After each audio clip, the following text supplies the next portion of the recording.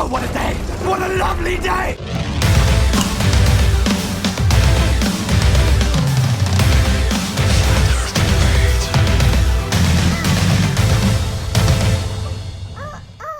Welcome to Flat Earth Debate, Uncut and After Show.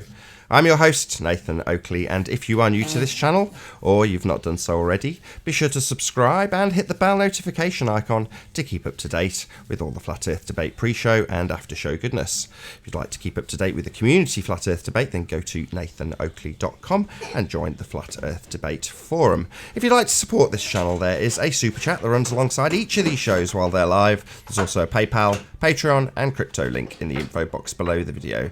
Now we're currently joined by Arwin and Sleeping Warrior. I know Arwin's had a few words with me already for having an early show. Not very happy about it, are you, Arwin? No, not really, no. It's mostly the sudden factor that's really doing it. Because, yeah, if I'd have known, yeah, I might have planned to start the show earlier. Although, well, if I'm looking at the time right now, it's me. Yeah, you're the one actually starting the show earlier. So yeah, I am. It's one of those. Because my show's supposed to start now in 42 minutes. Fight. Just simulcast it. I said that already. Just simulcast it. Just run it at the same time. It's going to be very tough being on this panel and at the same time having a back panel and having an OBS show. Nah, easy peasy. At some point, you're going to need simulcast, Darwin, as you expand your horizons. So, you know, might as well practice. You have to explain what you mean by simulcast. All I mean by simulcast is where you would normally have your panel in your little window in OBS, you have this panel. Obviously, when I hit the go live button, it'll go live. If you want, we can even time it so that we're going live in 40 minutes if you want this to be an extra long pre-show. I don't mind chatting for 40 minutes and then going live at that time if that's what you want. But my motivation, just so you know, is I'm knackered. So all weekend I was driving like hundreds of miles to the south coast for a baby shower, which was absolutely lovely. But I just had a rough night and then got back and had another rough night. So I'm just really exhausted. So I wanted to get the shows, as terrible as it sounds, out of the way before I'm sort of too exhausted to do them or function properly. No consideration given to you, Arwin, and I'm really sorry about that. In future, I'll let you know on a Monday, or remind you on a Monday, just to let you know, Arwin, I'm an hour early. I'll let you know in the morning. How about that? I know how it works. It's all right. It's like everyone that actually gets a family, eventually all the friends, they just perish under the weight of having a family. I know what it's like. You know, I'm not being condescending when I say this, but when I had 1,000 subscribers and someone else went live at the same time as me, yeah, you got very conscious of it because, you know, the difference between having 40 or 50 people watching is significant when you've only got 1,000 subscribers. And I say only, not in a derogatory way. You've done extremely well to get you where you are, Arwin. But by the same token, obviously it's going to piss you off if someone with more subscribers hoovers up a large chunk of your audience. So I totally get it. I think you don't get it precisely because that's not actually what I'm pissed off at. What I'm pissed off at is that I just want to have my show and focus on that and then be part of your show so I can then focus on that because I do like to be part of your panel. But yeah, if it's going to overlap, that's making it difficult. It'll only be on a Monday. I mean, I would prefer if every show went out 2 p.m. UK time daily. But just Monday's just one of those days that is just awkward. A bit of feedback, Anthony. Go on. Oh, it's just my dog's doing little mini woofs. Being a little it wasn't beast. feedback, it was growling.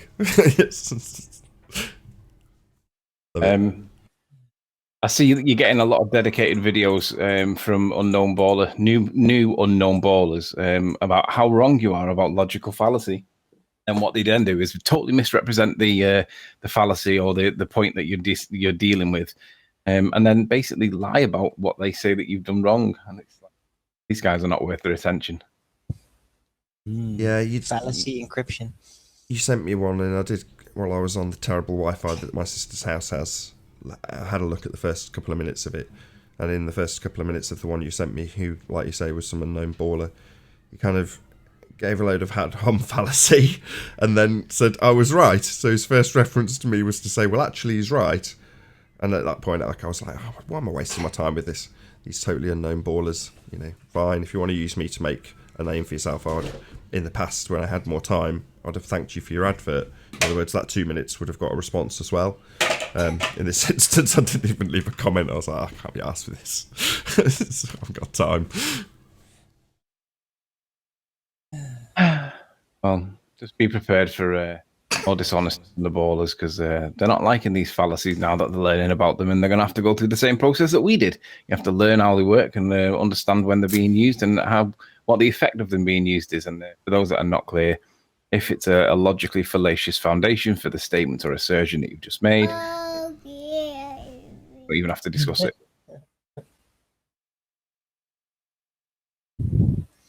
I think they're mostly just digging into it to try to derail it, and because it is really difficult stuff. It's like the whole fallacy thing. Yeah, that is like university level thinking, and it is more difficult than the rest. So they're just trying to wing it through it and basically bluff their way. Like, oh yeah, this is wrong because yeah, you're not gonna understand it anyway. That kind of approach, and we're already seeing this. They're trying this out, and to us, it's ridiculous because we do actually get how it works. So it's just fooling around. Somebody in the comments said, you know, have you got a link to a website for the fallacies that you use? And I was like, no. Somebody else responded with a site which I didn't even double check to check if it was a good site or not. But typically speaking, you just know them, don't you, off the top of your head, and you're waiting for that key word that you know is attributed or attributable to a logical fallacy. But, you know, it's like shout out to Steve HV and JLB and Quantum Eraser and, you know, all the other videographers that I've watched about logical fallacies where they formulate them for you. Or in the case of John, he'd actually take apart some of the fallacies that we used on the show. So it's really good to actually have examples where you've been part of the discussion to understand the fallacy. But, you know, by the same token, you know, before the debate even existed, JLB was explaining logical fallacies in exceptional detail, you know, really explaining how they worked. So yeah, it's more a case of you just get used to using them, don't you, Anthony, or Owen for that matter. Key phrases pop up periodically, and you know, I think everyone's in the same position, both sides of the fence. To be honest, I think we all don't think that there's logically fallacious arguments being made by either side. We all think that they're either right or wrong, science or non-science or whatever. But logically fallacious reasoning is actually a thing, and I've never come across logically fallacious reasoning in any other area. I mean, you do get it sometimes in the areas that are working, but it's always like one particular one. And obviously, in this topic, it's like quite a few of them that pop up, and that's part of the attractive thing that makes it interesting to discuss, debate, argue, fight, whatever word you want to use. I just find it really interesting, and I enjoy the back and forth with them all because I think most of them are genuinely like, you know, they're here for the battle as much as we are. I don't think that there's too many honest, but I do think that they all have an element of dishonesty and then a blind eye to a lot of things, a lot of points that. Are you hearing Anthony fading in and out, Arwin? Is it just me, or is Anthony fading No, in and out? he is fading in and out. I just wanted to say something about it. Weird. Yeah, we can see what's going. Oh, it's because I've got. Oh, okay, hang on. Right, that should have fixed it. Did that fix it? Yeah, Sounds I think like so. Yeah.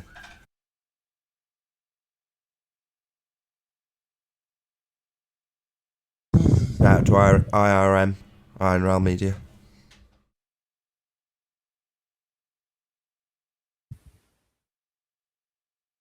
Where?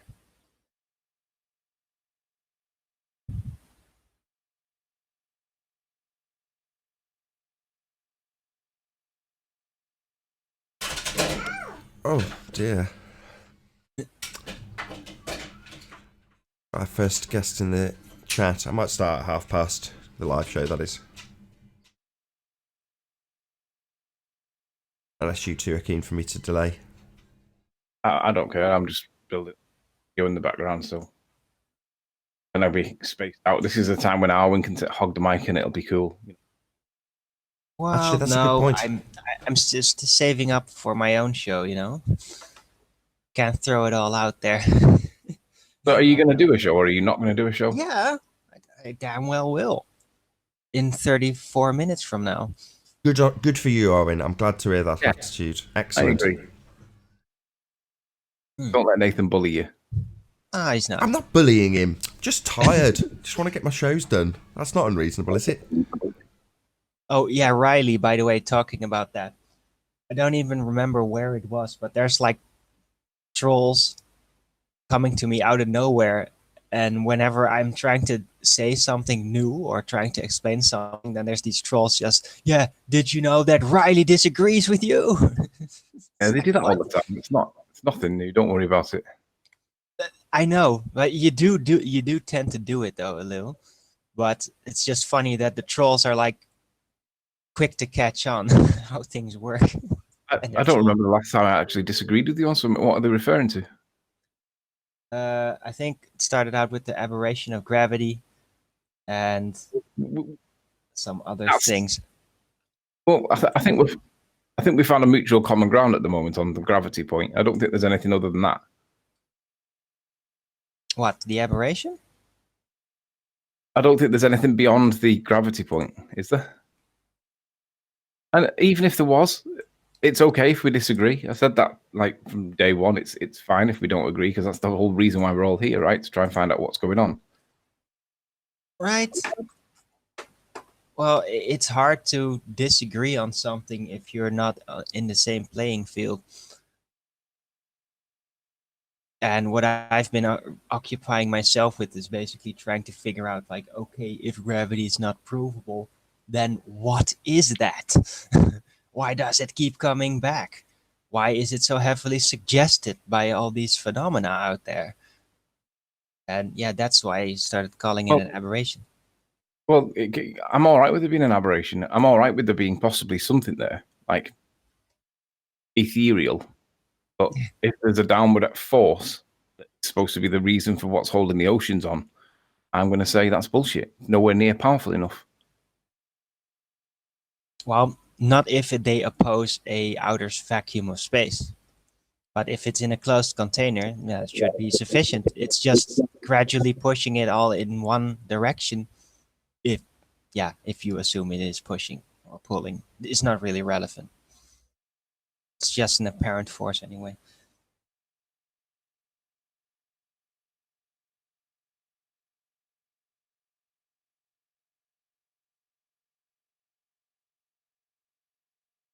Dude.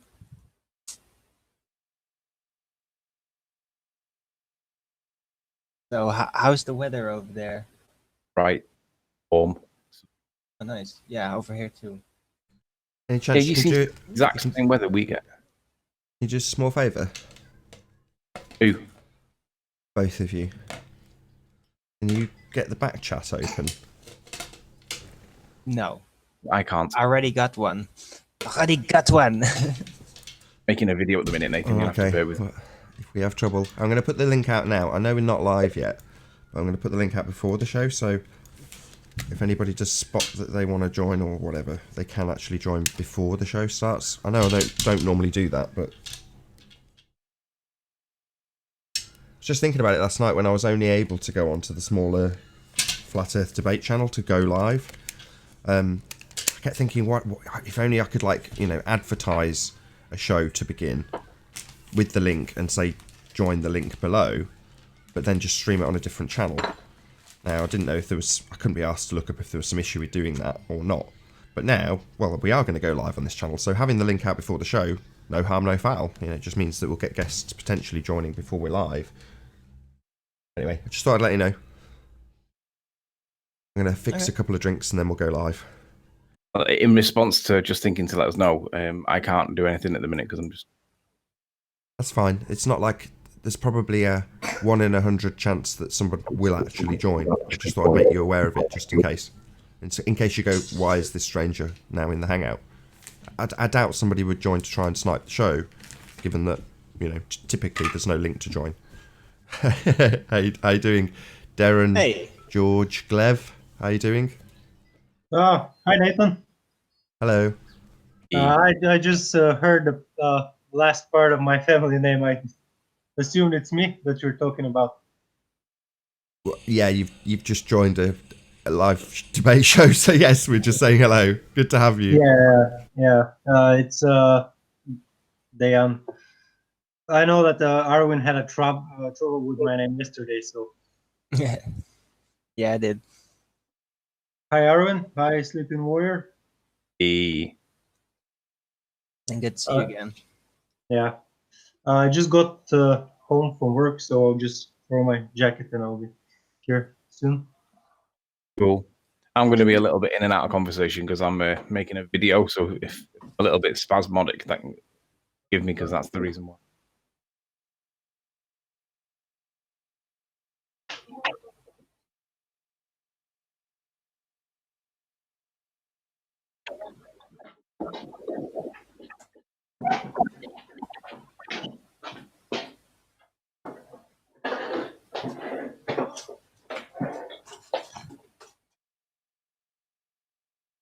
I'm here, guys.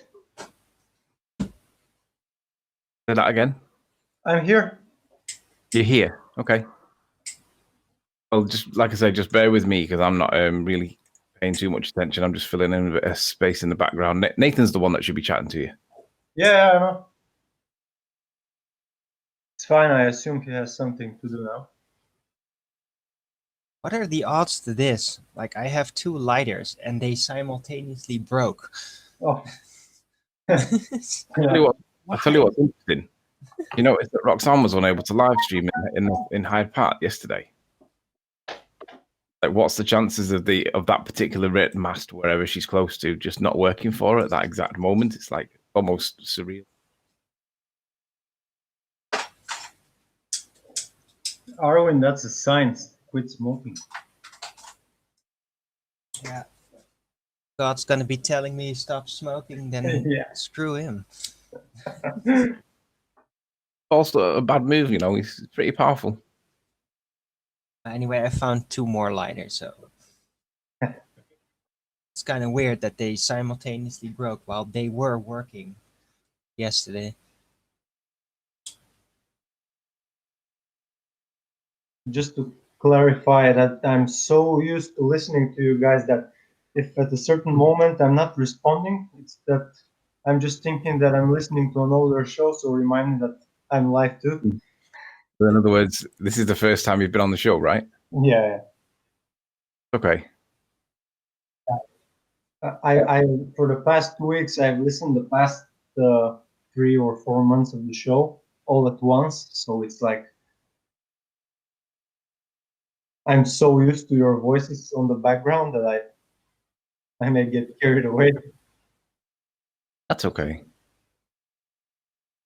Well, it's not all glitz and glam when it's behind the scenes. It sounds like it. Sometimes it is. If the debate stops because he's run out of time and then he just carries on playing, then it can be. When the build up to it, we're just kind of relaxed and chilled. Yeah. Not that much that we disagree on. Stuff that we do disagree on is not really that important in the bigger scheme of things. Yeah. True.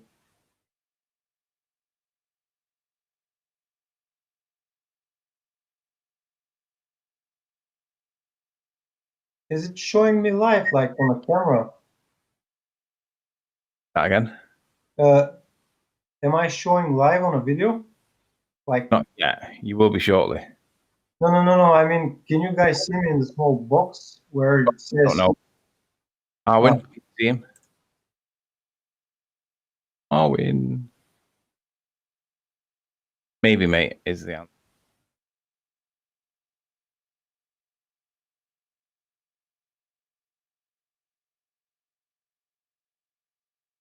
My question, Anthony, was if I have to like just put a picture of some sort and end the video because it's showing on my screen that my camera is working and showing me. Yeah, Nathan will sort that. Don't worry. No, I can take my video off if he likes.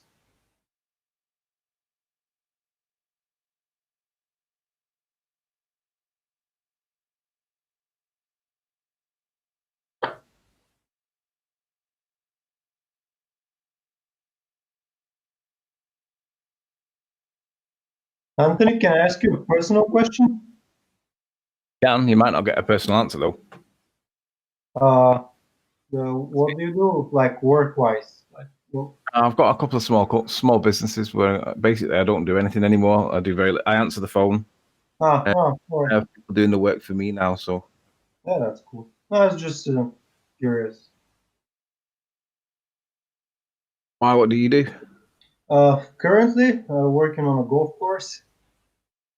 Work on a golf course. Yeah. Do you enjoy it? I'm an assistant instructor to the PGA professional. I do like club repairs and like golf clinics and teaching and junior golf programs. I'm enjoying the work, but I'm not enjoying the pay. No one gets paid good money anymore, mate. Yeah. But my other like big hobby or profession that I want to go in is skydiving. I'm a Oh, yeah. skydiver. How many times have you jumped? Uh, Plenty. 20. I'm in the national team. Accuracy landing in free fall style. Really? That's cool. So if there's anything with planes and gyroscopes, I'll love to hear it from a roadhead.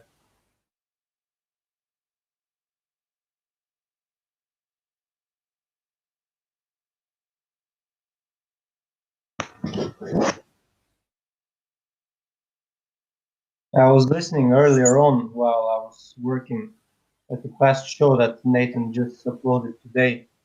There was a guy trying to explain that a gyroscope points to the center of Earth. Gyroscope doesn't know where the center of the Earth is. Yeah. I laughed so much. But he was he didn't even knew what he's talking about. He was all over the place. All dicks. They all think stuff that's not true. Most of them do seem to believe it. It's mad.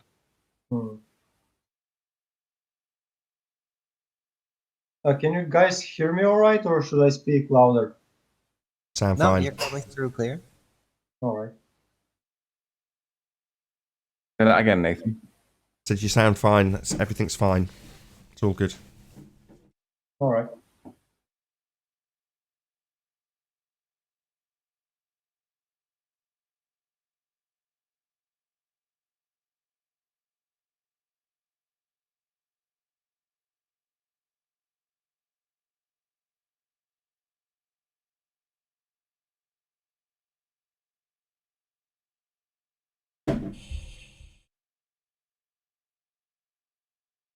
Oh, what a day! What a lovely day!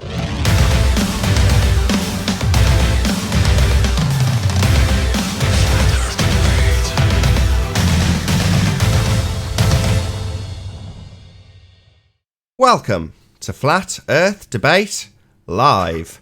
I'm your host, Nathan Oakley, and if you are new to this channel, or you've not done so already, be sure to subscribe and hit the bell notification icon to keep up to date with the Flat Earth Debate. If you'd like to keep up to date with the community debate, then go to nathanoakley.com and join the Flat Earth Debate forum. And if you'd like to support the channel, there is a super chat that runs alongside each of these shows while they're live. There's also a PayPal, Patreon and crypto link in the info box below the video. Most importantly though, if you would like to join the discussion, simply mute the page you are currently watching, then click the link in the info box below this video to join the panel and express your views on the shape of the Earth. If you do join, please don't swear. If you do, you'll be ejected, and if you are, please don't try to rejoin the stream using sock accounts. You'll be warmly welcomed back on the next stream. Please also share the show on social media. Sharing the show obviously increases the live audience, but this in turn increases the chances of a more diverse panel. So please share the show. And one last time, if you're new to the channel or you've not done so already, be sure to subscribe and hit the bell notification icon to keep up to date with the Flat Earth Debate. Now, we are currently joined by Sleeping Warrior, Arwin, and is it Deanne? Am I saying your name correctly? Yeah, that's all right. And Deanne, good to have you all. Good afternoon. Good afternoon. Thank you. Any Deanne, signs? what shapes the Earth, sir? What shape is it? Oh, I know it's a plane. I don't know the exact proportions or shape. I know it's a level surface. Answer. Is it a ball? Nope. Sorry. I don't think so. I don't think it's a ball either. I've not seen any evidence tell me that it is a ball. Yeah. Not a ball. And even if it were a ball, it's not a literal geometrical ball. That Yep. were the case. It's a parabol. Parable. Talking of Pear shape. balls, any signs of Earth curvature been presented to demonstrate that it might be a ball? Nope. Nope. What about axial Obstruction. rotation that demonstrates it's a spinning anything? Bob proved the spin of the Earth. No, he didn't. Yes, Bob. Have you checked out Bob the Science Guy? That's not very sciencey. He's done a dedicated 2-part video about you. Something to do with one of the logical fallacious reasons. I'm not quite sure which point it was. I can't remember. I didn't watch it. I just saw it advertised and I thought, Bob the non-science guy is now, rather than debating it properly, coming in and accepting that he's wrong, he's now going back out after being demonstrated logically fallacious and then reasserting his position without any opposition and then reclaiming that he's right. What an utter moron. Bob, the non-science guy, stop being a dick. You think you're right, come in and we'll tell you why you're wrong again. Stop making corrective video for a correction that you're not actually correct on. That's called dishonest. Oh, that was actually not the Bob that I was referring to. I was being a troll for a moment. So You know what I mean? Because Behind the Curve documentary, Bob proved the spin of the Earth. It's the claim. Of course, no, it's Bob been didn't explained. prove the spin of the Earth. Absolutely not. We'll get to that maybe later. Any scientific evidence of gravity? Nope. Thank God, no. What about the Don't wanna- distance to the We sun? don't want to manipulate the gravity factor if it's even possible. Well, we'll come back to manipulating things again in reference to who was it that put this piece out? Netflix. It's not Netflix though, is it? Who's the actual production house? Do you know? It was put out by the BBC, the no. Behind the Curve documentary, and I think it was the BBC, right? And it No, was indeed on Netflix. Netflix. Yeah, Netflix put it out, but it's obviously not them that's producing it. They've just paid for it, but I just didn't know the name of the. It's not that relevant. We'll come back to it anyway. I've seen the guys that did the video. There's an interview with the producer, and there's like 2 males and a female, I think. Yeah, I mean, I listened to the vast majority of Globusters show yesterday, and the bit that struck me the most was Jaron and his sort of tentativeness about signing their release form, and they basically lied to his face to get him to sign it, which I thought was pretty disgraceful. So that's obviously that arena. They've decided that they're going to ridicule people and they'll just lie to their faces in order to achieve their ends, and there we go. Anyway. So what about any evidence of a self-perpetuating molten iron core at the centre of a presupposed spherical Earth? None. Well, they do seem to be making new paintings. Yeah, that's for sure. Is it that thing is turning inside Earth? Is it spinning? No. No, originally they do claim that. And that is supposedly causing the magnetics, which is ridiculous because, yeah, that doesn't work if it's actually going to be fluid. But that was the original concept. Well, Yeah, I know yeah. it well. And I'm very interested to find out the direction of the turn. Yeah. Really difficult to ascertain the direction of bullshit. Anyway, any evidence, and someone's causing a bit of feedback, any evidence of gas pressure being maintained without a container? Conspiracy Cats 2018, quotes, without a balloon, there is no pressure, end quotes. Yeah, or without the container there can be no pressure, end quote, Conspiracy Cats. Yeah, he's on our side in this regard, blatantly. You know. Accidentally, I think. Last but not least, any evidence of Earth radius, the R value? Nope. But I do have a problem with assuming R, and that will go towards the discussions when anybody brings up an image or a footage that's been taken over a big body of standing water, discussing the image with the idea that there is a curve. It's already assuming R, so I think that should be taken away from the gobies. I think they should first present us with evidence that a standing body of water can. One of the main screens that she'll be using, and a couple of features on this. Your mic's cutting in and out again, Anthony. You've got terrible sound issues today.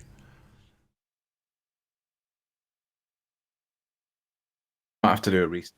Oh, my gate's too high. That's what the problem is. Is that any better? I don't know. Hello.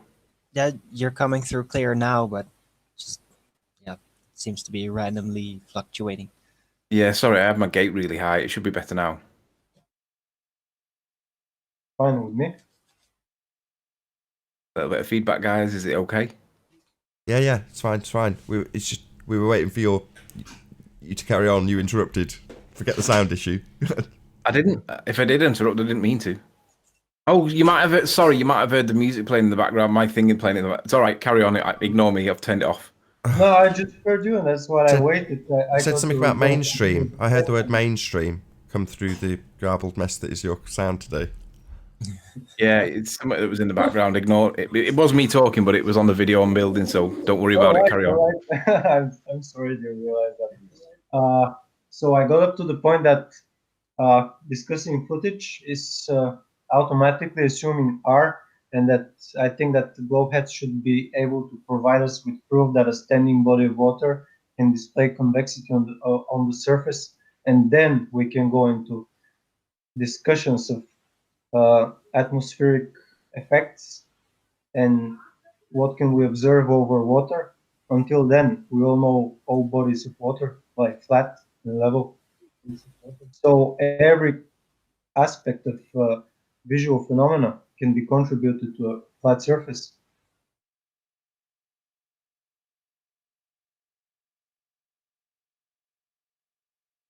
When you say discussing atmospheric conditions, do you mean when we're just looking at an observation and just talking about what it is, or do you mean in reference to globeheads specifically?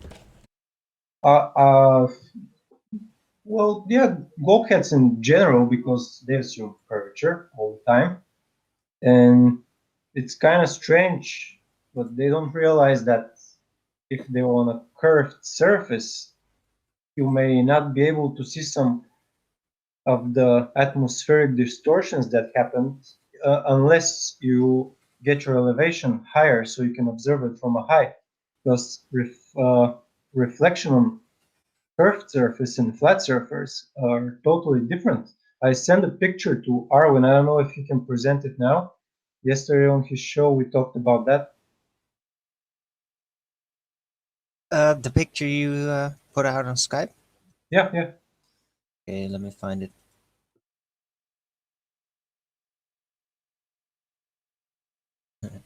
Got some skydiving pictures as well. Yeah. I had to prove that I'm a skydiver. I made the claim, so. Right, so this one, right?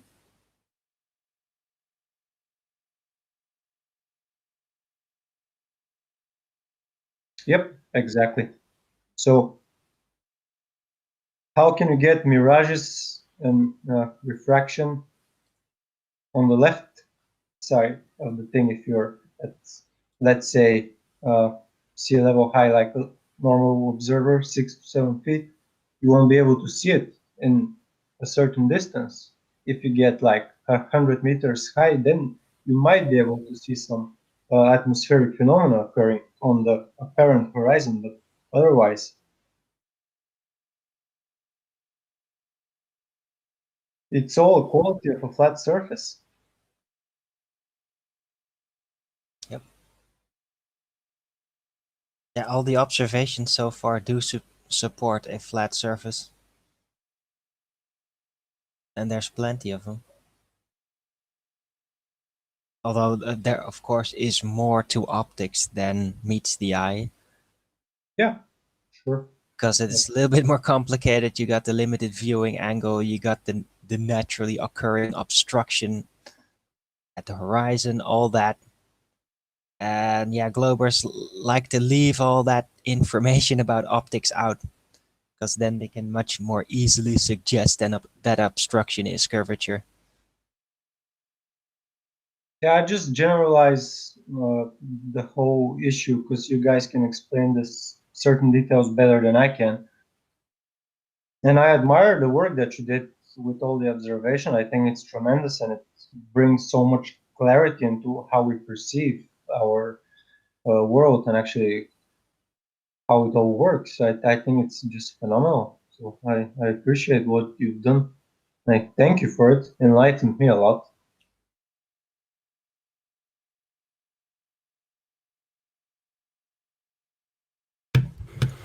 It's been a learning process for all of us. Oh yeah. It's really We'll funny still if we hear like the debates from a year ago where we were at back then. Still trying to find the connections, but already feeling out where it was going, kind of. Still just didn't really find the right words for it. But we did find it eventually.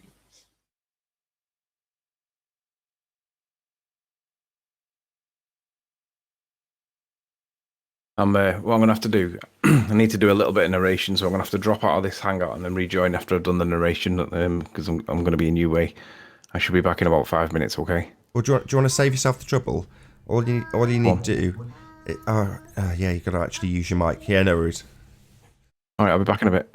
In a bit. All right. Nathan, I have a question. Sorry. Go ahead. Are we have anything left in housekeeping? No, we covered it all. Still finishing up R.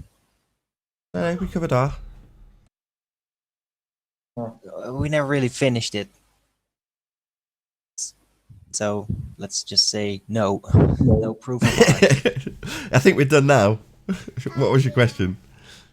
Well, I wanted to get into Coriolis effect for a tiny bit, if it's not a problem. No, go right ahead. So there's an interesting discussion about it. It's like when somebody brings out snipers and bullets and how they have to account for the Coriolis effect. Well, it's a bit laughable because speed and Coriolis effect are very closely tied together. I'm not saying there is such a thing as a Coriolis effect, but in the globe head examples, it's really foolish and silly when you hear it from the side. They say, for example, a sniper should, compensate or take in consideration the Coriolis effect when you say like a proper huge sniper rifle shoots a bullet with, let's say, 1600 miles per hour or less or more, it doesn't even matter. But then as faster the bullet or the projectile is, it actually cancels the Coriolis effect, especially if it reaches the same speed as the globe is supposed to be turning with. So them referring to a bullet and Coriolis effect is just like, donkeys flying into space. It doesn't connect. If you're shooting a hot air balloon out of a rifle and it will take ages to get to the target, then you might get into consideration the Coriolis effect. But otherwise, if you're shooting a high-speed projectile, you don't need to. Well, there either is or is not a Coriolis effect. So for all those people that say, of course, Earth is spinning and we have a Coriolis effect, here's an example of a sniper. It's like, okay, so what you're saying is the sniper shoots his bullet, the bullet leaves the gun, It's no longer attached to the spinning frame of reference that is Earth, and the Earth turns underneath, and you must account for the fact that the Earth has turned underneath the bullet when you take your shot. Therefore, Coriolis correction for snipers. Well, if the Earth is turning underneath the bullet, it is also turning underneath the aeroplanes. And if the Earth is turning underneath the aeroplanes, you'd get different durations of travel in each direction, east to west, west to east. But you don't. So you can't have it both ways. Either you're affected by the Coriolis because you have two separate reference frames, one rotating underneath the other, or you do not. Yeah, absolutely right. And then say, for example, if a sniper is on the supposed equator, this imaginary construct, I think it is, and he's shooting along with the spin of the Earth, then what he will account for, height or sideways movement?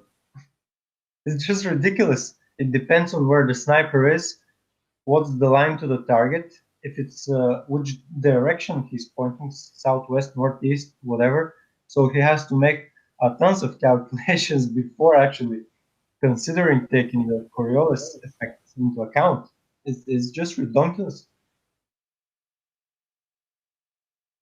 Yeah, it's the worst one for double talk and double speak. And when you get really up high in the echelons of the heliocentric priesthood, they're allowed to double speak the Coriolis effect into existence with things like Neil deGrasse Tyson saying field goals have been missed because the Earth has turned underneath the ball as it's released. And that's the highest level of double speak, because they're literally shoving it right in your face that there should be an effect of the Earth turning underneath the ball. But there isn't. But he can say there is, because then you understand and appreciate that there is an effect of two separate reference frames. That's why the field goal. I forget if it was missed or won, but it's not relevant. Essentially, he sent out a tweet saying that happened on account of the fact of the ball travelling in a straight line with the Earth turning underneath. It's like, oh, right, that's handy for the football. What about the aeroplanes? Oh, it doesn't happen to them. Oh, that's really weird, because it would if it were real. It's not. There is no Coriolis effect. It's such a horseshit. Well, maybe it's selective like gravity. Yeah, it's just when needed, when applicable. It's not just an effect of two reference frames. You know, there is a Coriolis effect. The Coriolis effect is real. One reference frame turning underneath another. Very simplistic stuff.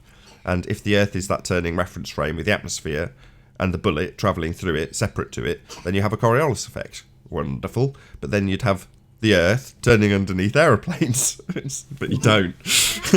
They would be the thing that would show the most Coriolis effect. But they don't. They don't show any. Especially if you go against the curve. And can I just drop a few lines about airplanes, because I know a few stuff about them. Not a few stuff, I actually know a lot of stuff about airplanes. Probably more than most of the guys that come here to talk about airplanes. Is that actually, I even saw it in a video recently, where a pilot explains when they get into cruising altitudes how they actually put the plane on autopilot, but then they trim it a bit so it's pointing slightly upwards, because while they're cruising, the plane will have the tendency to slightly drop down, because this is the way they fly. So imagine if there is a curve, the plane will want to drop down, but they're actually tilting it up to keep it level. So they're actually doing the opposite of what everybody's telling us, that they're compensating for curve, or the autopilot is compensating. And it's not true. Almost any sort of airplane and all kinds of airplanes have to keep their nose slightly up, so they don't drop when they fly over the plane. Again, the height of doublespeak, isn't it? So in order to keep level on the flat plane that they're flying across, they must go slightly nose up to remain level. We're simultaneously told by globeheads, no, they're going round a curve. It's just preposterous. But also quite amusing when you think about the doublespeak that you're told. Yeah, just one sentence of clarity for people, for the audience that may not be able to understand this. If they leave the plane without pitching the nose up, what will happen is the plane will gently start going down, but it will be progressive. So if they don't counteract that thing, the plane will start changing the angle all the time. So at one point, let's say after 5 or 10 minutes, you have it severely going down, and this will be with exponentially increasing it on its own if they don't account for it. Indeed. Oh, by the way, guys, I'm gonna leave the debates for now because I'm gonna start up my own show, Flat Earth Early Bird number 107. Cool. So, yeah, Have a good show. yeah, No, YouTube. See you alright. guys later. See you later. Yeah. I'm pleased to hear that. Not that he's going, not pleased that he's going, but pleased that he's determined to keep his show running on schedule regardless of what I'm doing. So good on you, Arwin. That's the way to do it.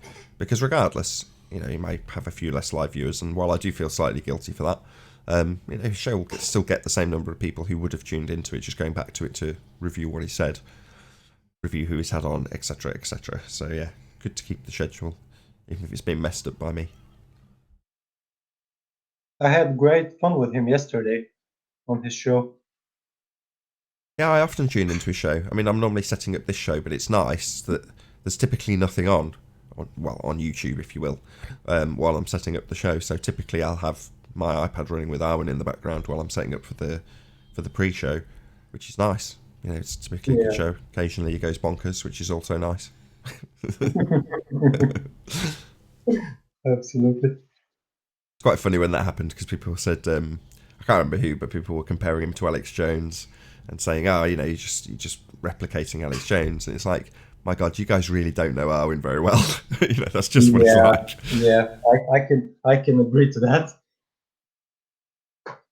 Yeah, he gets very passionate about things, and you know, sometimes he'll get triggered by something specific, and they'll just go off on one. And he does it with us. You know, it's not just like an on-camera persona thing. It's just that's an Arwen thing. Perfectly normal, perfectly within character, not playing up for the audience in the slightest.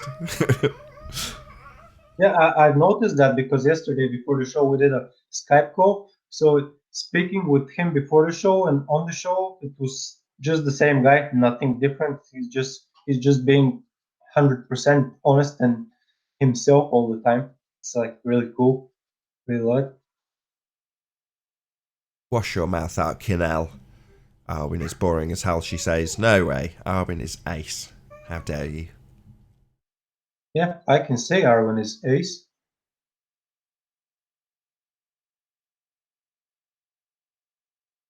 Nathan, is it okay to say something about relative density?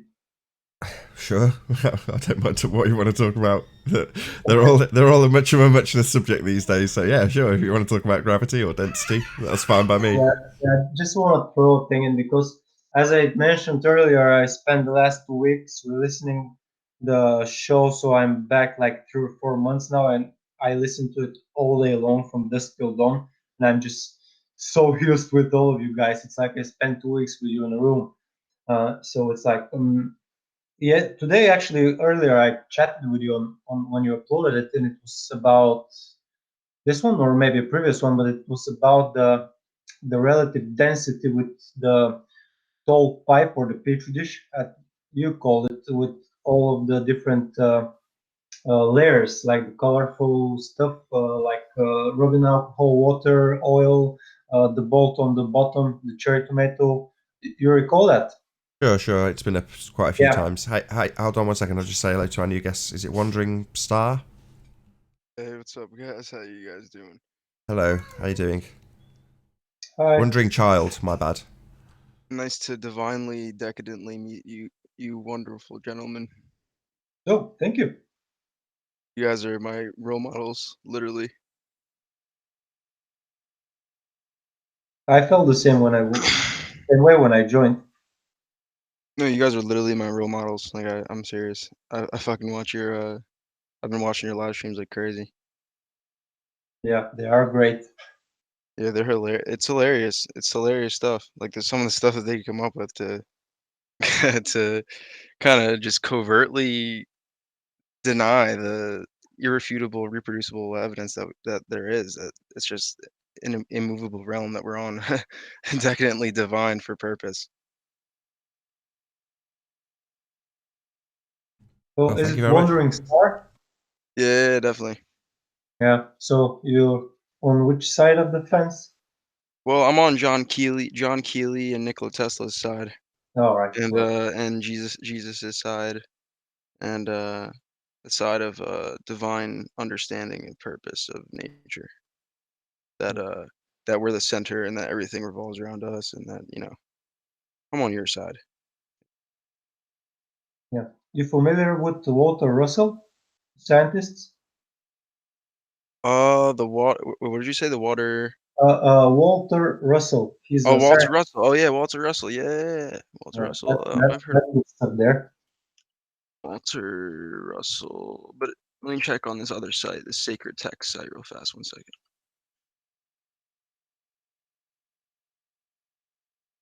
I Nathan. wanted to show you this. I wanted to show you this John Keely PDF that I was just looking up because there's experiments he suggests here that have been hidden from the mass public for a good 1,000 years.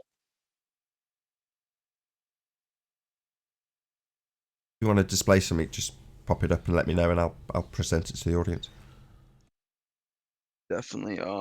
If you want, I could send you the link, and it's an incredible PDF. You guys should look at this. It's quite insightful and immaculate. It's a display of various experiments, and also just how they relate to the purposes of reality, like just how each star connects to our consciousness and how everything works accordingly. And just basically, did you guys know? Did you guys ever realize about you guys? I don't know if you guys talked about this, but I don't know if you guys have mentioned the idea that the lunar eclipse, nothing ever covers the moon, right? Like we don't have proof that anything covers the actual moon during a lunar eclipse. In Yeah. fact, it kind of seems like the moon rejuvenates. It's like it transmutes. The moon itself transmutes its appearance I'm down with that idea. Yeah. because it's an energetic luminary celestial force, separate celestial force than the sun entirely. And well, I mean, not entirely. I mean, they do correlate somewhat, but their functions are so different. Like, just simply that you could leave meat out, right, and it could dry. It'll dry in the moonlight, and it'll rot in the sunlight. And just like how moon shade is warmer than moonlight, and Yeah, then I've done this sunlight is experiment myself with the laser thermometer, so I can confirm it is really cold and it's acting very quick to get things cooled down. right. Sorry to interrupt. Oh no, it's cool. It's awesome. I actually like that kind of stuff because I'm from New York City, so Yeah. I'm from around New York City, so it's kind of I'm used to that. Yeah, modern society, everybody just likes to talk over each other. It's not that I'm not saying it as a bad thing, but it's just people are so eager to share stuff. But mainstream is mostly gossip and irrelevant stuff. Yeah, Like, like articles that don't really represent the gnosis, the Gnostic, like the self, like that we could prove to ourselves. A lot of the articles, like nobody can prove that to themselves. You know what I mean? Nobody's yeah, proving that to themselves. Like a lot of these articles, like ridiculous articles, sci pop, pop science articles, whatever it may be. It's just pure ridiculousness. I mean, it's just like in the ancient times in ancient Egypt where they deceived the whole masses of that they were going to space too. You know what I mean? They did the same thing. It's just happening again. It Sorry to happens interrupt you every guys. 7,000. I just want to address something from the chat. I'm going to probably butcher his surname. Simon Grabowski at Nathan Oakley. Hi, Nathan. Can you clear something up, as I'm getting really confused? Bob says the ether makes the gyro rotate at 15 degrees per hour. Isn't that an affirming the consequent fallacy? Thanks. Yes. Yes, it is. Hope that answers your question, Simon.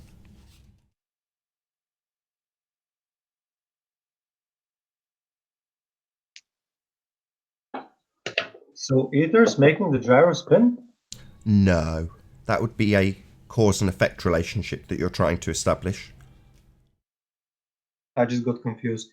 Yeah. When you assign a correlation to something that you observe in a mechanical gyroscope, you are simply speculating about the cause of an effect. Now, in the case of a man-made gyroscope, the phenomena that you are observing is conjured within the gyroscope that you're observing. So you're not observing natural phenomena. Now, the description given, or it's Cavendish. well, yeah, that was the comparison I was about to compare it to. Yes, absolutely correct. Yeah, Completely. it's akin to Cavendish. It's not something that's unfalsifiable at all. It's totally. You could debunk it every time. You could. Nobody has been able to reproduce it, right? Cavendish. If we just stick with the gyros, so it's comparable in terms of the affirming the consequent formal logical fallacy needed in order to affirm the presupposition of whatever it is you're trying to prove. So if you, for the sake of argument, want to take that 15 degrees and attribute it to Earth curve, you can do it. Or you can equally attribute it to the ether turn. Or you can attribute it to the unicorn farts. You can attribute it to whatever the hell you like just by using and affirming the consequent formal logical fallacy. Well, the same is applicable to many a quote-unquote experiment that is punted around by globeheads. And myself and a few other people are at the moment on a bit of a crusade to readdress the brainwashing that we've all suffered in terms of what is and is not scientific and what is and is not empirical. Well, most of the assertions made with what seems like scientific equipment, like there is such a thing, are just affirming the consequent formal logical fallacies. So it kind of is a good and a bad thing for Bob on Globebusters, so I'll plug myself and my appearance. So I've got in touch with Bob and said, look, this gyro nonsense needs nipping in the bud. You've got nothing to worry about, and a year from now you will not give a shit about this bollocks. It's complete nonsense, this gyro stuff. It's just, it just needs correction, and the correction is off the back of our, as a whole, brainwashing into what is and is not scientific. So science is now the words of a man when making a comparison to something else. It doesn't matter if it's a model or a piece of equipment like a gyroscope. Well, science is very specific and very narrow, and the complaints we get from people who hijack this empirical method so that they can make assertions about what they observe, be it in something man-made or a natural phenomena, is that that is science, and it is not. That's where we've all been brainwashed. We've all been tricked into thinking that the white coats with name tags say science, and nothing could be further from the truth. Science is a method, it's empirical, it establishes the cause of an effect. Now, if you want to attribute the cause of a 15-degree drift of a gyroscope to the ether or to an earth turning, it's completely fallacious. You know, it's not logically sound or scientifically valid. So that's something that I'm hoping to go through with Bob. Now, I'm saying this with a bit more confidence than if I hadn't spoken to him and he hadn't got back in touch and said, yes, I do understand this, and it would be nice to go through it on Globebusters. So he has dutifully and kindly invited me on the show to discuss this with him. But this isn't a Bob issue. This is an everybody issue. Everybody was sat in the same science classroom with science written across the top of the chalkboard when they were told how the scientific method is performed to prove things. Then the following day, go to page 12, here's the molten iron core. You know, and then you get a whole narrative about how the molten iron core was formed. And they've only dug 8 miles. Yeah, well, if that's being generous. I think they dug like maybe 7 miles. I think that's like not 8. 8 is probably being generous. Sure, but that's not my point. My point is that you're told that is science. Yes, you're right. It's totally invalid. My point being that you are given that information under the banner of science. Oh yeah, it's predisposed. Like, good morning, guys. Hey, I didn't see you join that, Chocolate. How you doing? Hi, Chocolate. Good morning, guys. Yeah. So just to round that point out, the issue is we are inadvertently abusing scientific terminology to lend more credence to observation-based research. Now, logical conclusions are totally acceptable. In the past, Anthony has said you can't use logic and reason. Yes, you can. So, in the case of what we are told by the Globe community, they label it as science. So we can hold them to this standard. But if we also simultaneously say we've done an experiment with the gyroscope, well, unfortunately, there will be someone on the other side of the argument that will do like I've done to the globe heads and rip that to pieces. Or, worse, people still fall into their brainwashing, and because somebody, doesn't matter who, has declared that this gyro is science, they say, ha, you've proved the Earth spins. And then you get someone else with a different form of logical fallacy saying, no, it proves ether turns. It's like, all right, well, just insert bullshit here, basically. Decide what you want to prove, spin up a gyro, you know what I mean? And then just say it proves it or disproves it, depending on what the outcome is. It's like, well, that's not scientific, unfortunately. So I had this exact same conversation with John Savage, and, you know, when he explained to me that he'd already had the conversation with Adam, and he was a bit frustrated because he'd put this out as scientifically valid, but he accepted that it was not, it's still logical to come to the same conclusions based on how useful they are, what they actually do in the real world when performing their functional task. So gyros are still very useful for making the same demonstrations. The only problem is the terminology. It's not an experiment. I don't want to interrupt here, but I just want to kind of mention this one video, Flat Earth Advanced, the Luminaries Mysterium documentary by Wei Key or whatever. I just posted it in the group chat, and it has some really useful diagrams, and not just diagrams, but truly important integral principalities behind the entire results that we see in our experiments. When we know that we could see like the bottom of a boat from 200 miles away, you could zoom in and see the bottom of a boat 200 miles away. You know, this supports that. Like this entire documentary supports that entirely.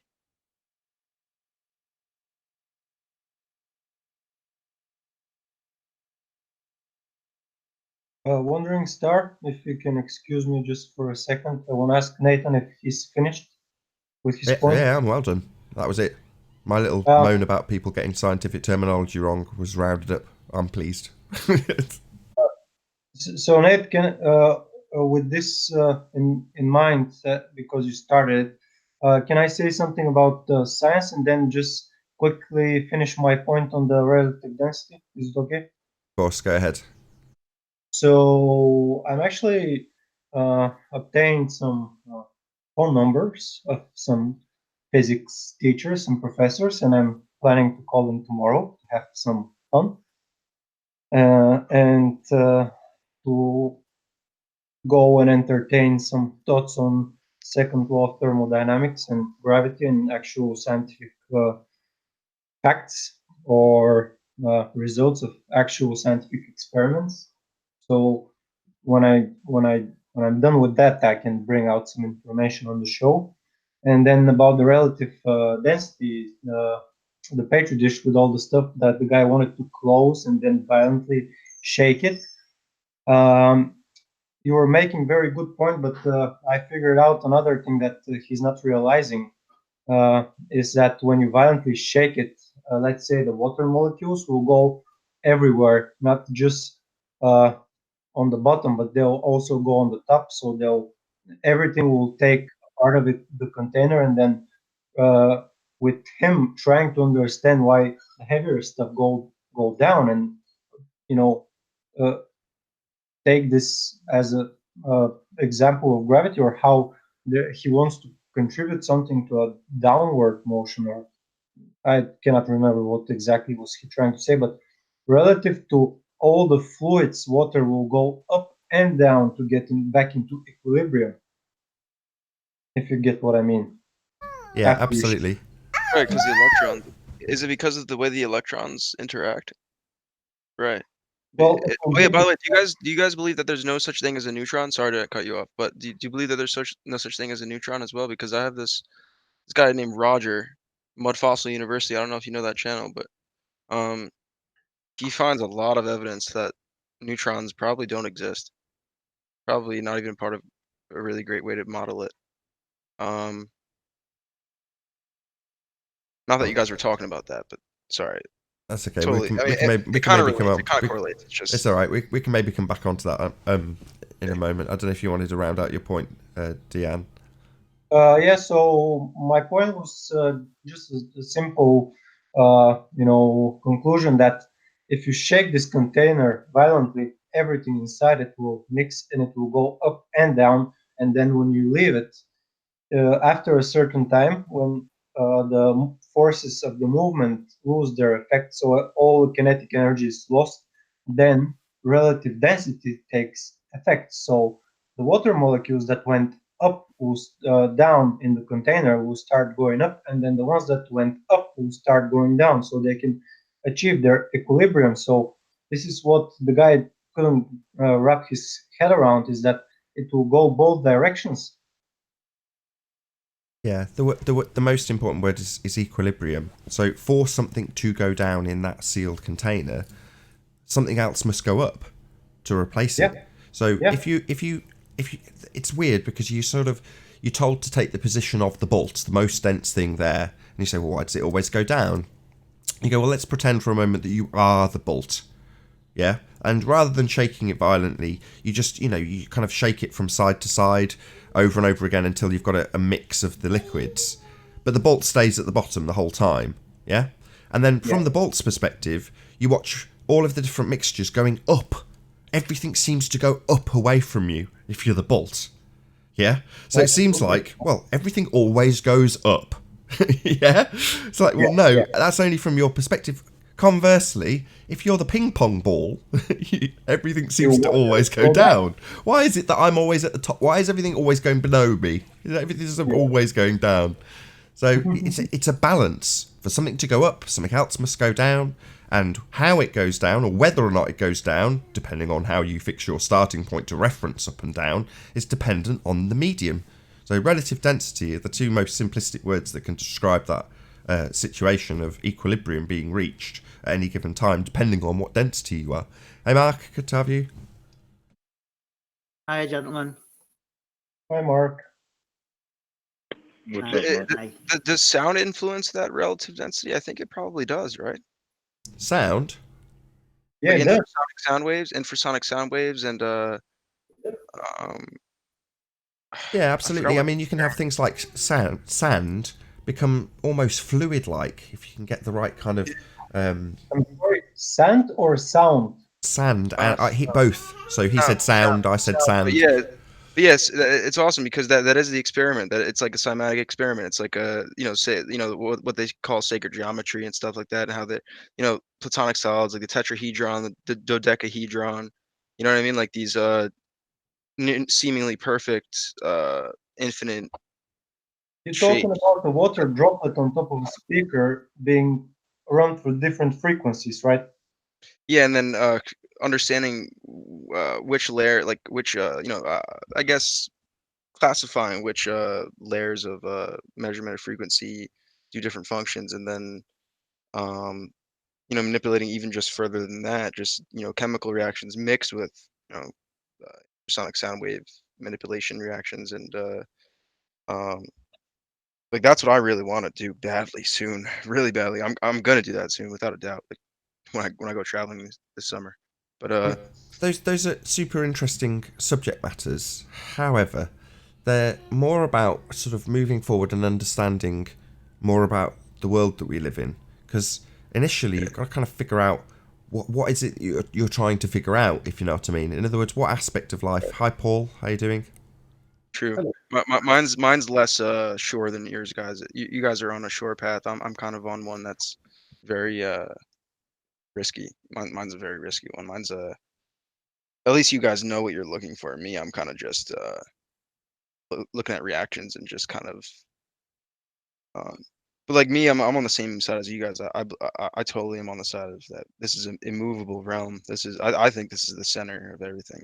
We're the only physically conscious existence physically. But I definitely I think there are experiments that prove that demons exist too. But that's a different subject. But and also giants too. Giants supports the entire idea of ancient scriptures and biblical and stuff like that. There's lots of proofs of giants. I could show you Mud Fossil University. This guy Roger, he proves immaculately. There, he even proves that there's monatomic gold that has blood in it and stuff, and has living creatures in it. And he studies like the electrons of like Basically, he's making a new model. Like he's starting a new, entirely new model of atoms, and that neutrons don't exist. Basically, neutrons are basically pointless. He's saying. Right, I'm going to round this live show out for a short break. If you're watching this on Nathan Oakley 1980, then stay tuned as there will be a short after show to follow. Be sure to like, comment, share and subscribe, and if you're in the live audience and need something to do in the meantime, go to nathanoakley.com and check out the Flat Earth Debate Community Forum. I've been Nathan Oakley, and I'll see you all in the next video. Oh, what a day! What a lovely day!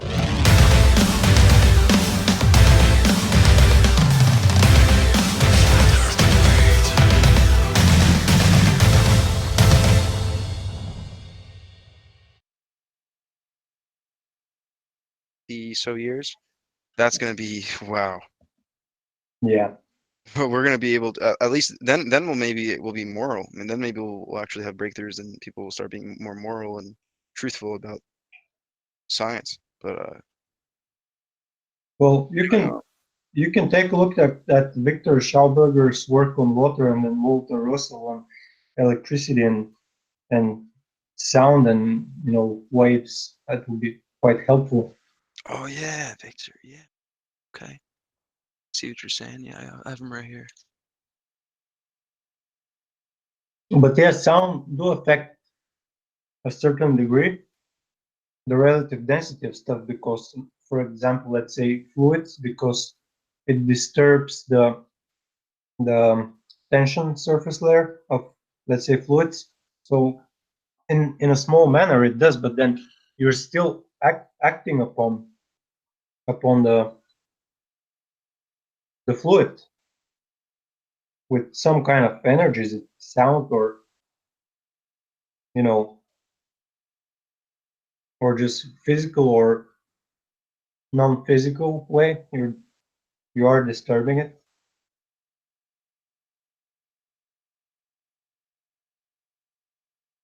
Welcome back, Sleeping Warrior. Hey, Did you guys did you miss me? Wow, you're loud. Let's just I sort that did. out. Riley. Chocolate. I have a question for Anthony. Can I ask? Go. How is the university thing going on? I'll check emails now. Did you hear what I said in the last couple of days with the update in the last couple of days? Yeah, sure. So for the benefit of the audience that may not be aware, basically they're telling me that they don't want me to do this topic for whatever reason. And I've told them I'm doing it. And they've said, well, you've not got the angle in law is not, it's too shallow. But they also said that they don't have anybody that's a subject matter expert in employment, in education law. So on the one hand, they're saying it's too shallow at angle, but on the other hand, they're saying that they don't know the law anyway, so they wouldn't know whether it's a shallow angle or not. So they don't want me to do it, and I've told them that I'm doing it anyway, and they've said, no, you can't do it. We've told you not to, and I've said I'm doing it anyway. This is my course. So I'm going to check now and see if there's any emails off them yet, but it's gone up to the head of the law department, and he's siding with the teacher, and he's saying that I can't do it, and I've said I'm doing it. So either deal with it or don't, but I'm doing it. I've not had a response off him yet. I've just checked the emails, and there's no fresh email there. But yeah, they definitely don't want me to do it.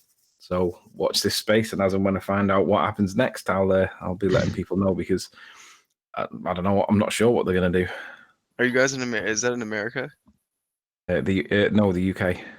Oh, the royal family's gonna fucking bust your ass. Yeah, off with his head. Oh, sorry. Oh my gosh. I'm sorry about the language, by the way. Sorry. All right, we're not live anymore. Although it's a bit of a weird situation with the swearing, because I've had a few comments about it, and it's because typically most of the swearing is done in the pre-show or the after-show. Typically the after-show, because that's when most people are heated. And I don't mind that, because it normally goes out on the second channel, the smaller channel, to the dedicated audience that want the after-show and the pre-show.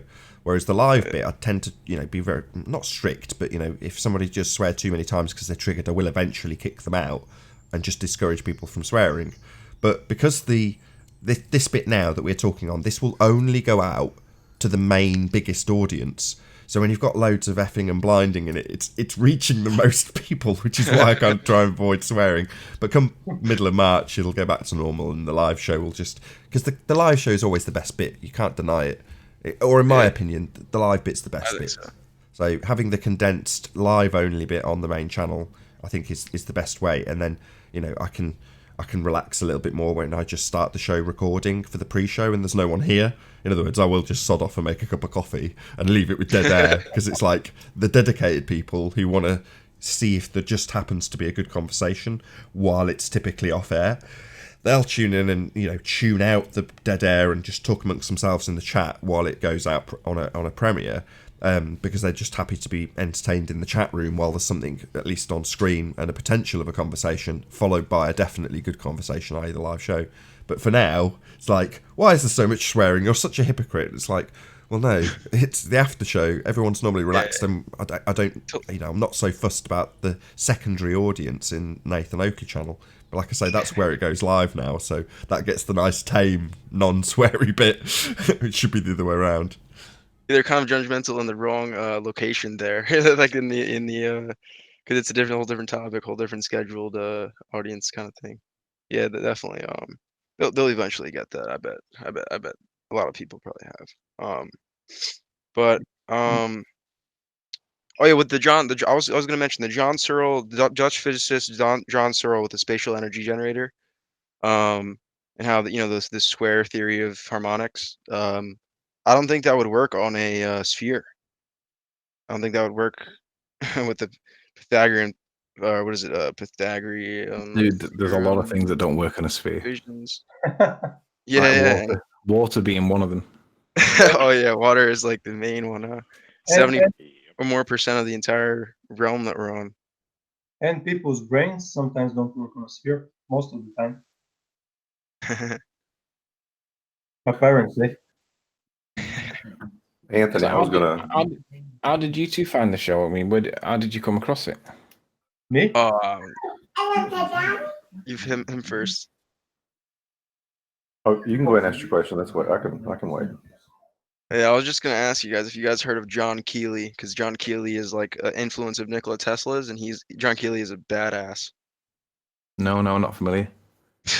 He is a badass. He was doing sound experiments, and they were gonna kill him, and he told them to fuck off. But they killed him anyway. I think so. I'm pretty sure. Yeah, I think you're right. I haven't Yeah, done too much research into that part, but I think you might be right, because he was a freedom fighter. He was one of the only scientists that actually, like, he should have been famous. He definitely should have been, because he had so many inventions and experiments. And he's the only reason that Nikola Tesla ever wanted to use magnets and sound. Like other than that, Nikola Tesla would have just used magnets. Can you was zoom like in a a whole- couple of notches, Mark? I've got it on screen. It fills it beautifully, but obviously with it being a vertical shot. I've got something to present. Are we live? Are we? Well, you've got the voice, you've got the ear of the bigger audience, because this is not live, it's being recorded, but as strange as it may sound, that's beneficial if you've got something important to present. So you're on screen if you want to present it, and I won't round this show out until you're finished. Okay. Can you share my screen then? Yeah, you're on. All right. So this is St. John's Point. It's about 6 miles from where I live. It's a lighthouse. I took this photograph last week. It's a lighthouse that's just right on the beach rather than higher up on a cliff like the Mogul Lighthouse. But a friend of mine has got a drone. He's a glober, but he talks to me many times. And I asked him to come. He asked him to come out with his drone, and let's look at the horizon. Can you hear the music? Can you? No, it won't pass No. through. Okay. But don't worry. Good. Because notice that using the lighthouse as a reference point, and then looking at the horizon, see how the horizon always stays level. Oh yeah, always. Has anybody ever used a drone before? Once or twice. Yeah, I have. I think they're absolutely brilliant. But anyway, there's the horizon, dead flat. But no matter how high we took the drone, it remains at eye level. It's going to swing round again. See, Look at that there. I love drones.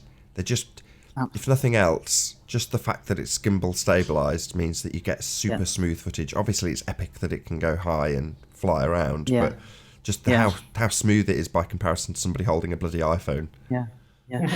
I've not heard anybody come up with any real earth-shattering argument that the horizon always rises up to eye level.